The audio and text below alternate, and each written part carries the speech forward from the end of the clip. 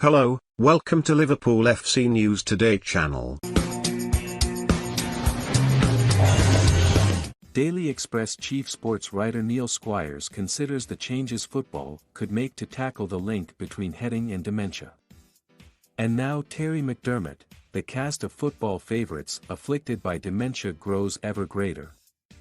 At the end of a week in which the sport lost Gerd Mulle, who had lived with Alzheimer's for the final 6 years of his life. And in which Denis revealed he had been diagnosed with dementia. McDermott's brave words in these pages come as another jarring blow. The former Liverpool and England midfielder has now announced his battle against the disease just a few days after Manchester United hero Denis admitted he has Alzheimer's and vascular dementia. For McDermott and two contrasting but wonderful players whose presence brought so much to the game, it is a devastating diagnosis. They will have witnessed colleagues fall prey to it, shared the pain of their decline and crossed their fingers it would not be them next. Sadly, it is. The common theme, as with the Charlton brothers, Nobby Stiles and so many others besides, is that they headed footballs as part of their job. There can be no definitive proof that one led to the other, societal factors may well be at play too. But a study from Glasgow University has concluded that footballers in outfield positions are 4 times more likely than the general public to develop dementia in later life. Put simply, it has become an industrial disease. When confronted by news like this, it is comforting to fall back on the sporting lexicon and back our stricken heroes to fight the disease in the same way they fought on the field of play. The truth is, these are hollow words. It is hard to fight an invisible enemy which we do not yet know how to defeat. There is no cure for this cruelest of adversaries, the memory thief who can take away all that we hold most dear. Science may yet find a way, and the many initiatives to fund research could be lifelines in the future, but for the present we are left dealing with what we can affect.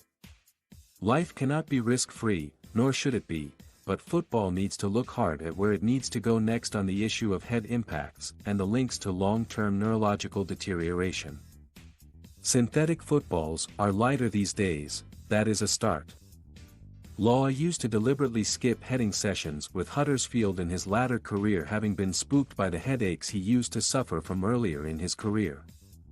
The ceiling of 10 forceful headers per week in training set for professionals in England this season is a step in the right direction too. Reduce the number and severity of the impacts and it stands to reason you reduce the risk to the player. But is that enough? Does the sport need to go further? And if it goes further, does that mean tinkering with the game itself? Headers are an intrinsic part of football. They account for around 1 in 6 of the goals scored in Europe's top leagues each season. Some picture a rising Cristiano Ronaldo, others a horizontal Andy Gray. For me, the thumping majesty of the perfect header is personified by Keith Walwyn, a son of Nevis decked out in York City red. From the adjacent terraces at Bootham Crescent, the awed audience were close enough to hear the sweet sound of the thunderous contact. A well-executed header can be the abiding memory from a game of football, but Dr. Willie Stewart, who led the Glasgow University study, says if we want players to remember those headers themselves in later life, the evidence is such that the sport must now ask itself the existential question of whether they are absolutely necessary.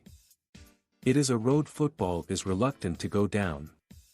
If headers were outlawed, nearly all head impacts, save for the odd bump in a tackle or from a swinging arm, would go with them. Football would, at a stroke, be a safer game. It would not be the same game though. Ask great men like McDermott and even knowing what they know now, and they will insist the header must remain. That the glorified 5-a-side which would result from such a swinging change would make football a shadow of what it is now.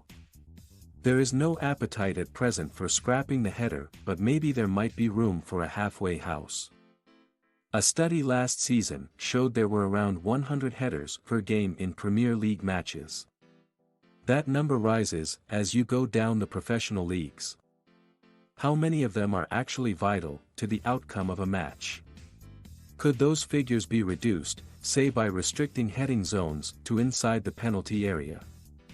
No more clanging return headers from a goalkeeper punt, no more scruffy midfield airborne duels no one cares about.